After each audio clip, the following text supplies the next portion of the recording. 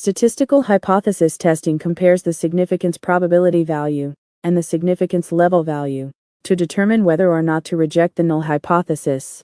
This concludes significant or not significant.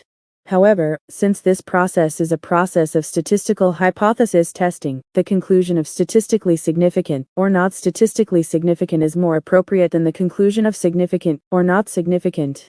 Also, in many studies, the significance level is set to 0.05 to compare with the significance probability value p-value. If the p-value is less than 0.05, it is judged as significant, and if the p-value is greater than 0.05, it is judged as not significant. However, since the significance probability is a value set by the researcher, according to the circumstances of each study, it does not necessarily have to be 0.05. In a statistical hypothesis test, the conclusion depends on the setting of the significance level value, so the researcher must carefully set the significance level value. In this study, the stages of statistical hypothesis testing were examined in detail, and the exact conclusions accordingly, and the contents that should be considered carefully when interpreting them were mentioned, with emphasis on statistical hypothesis testing and significance level.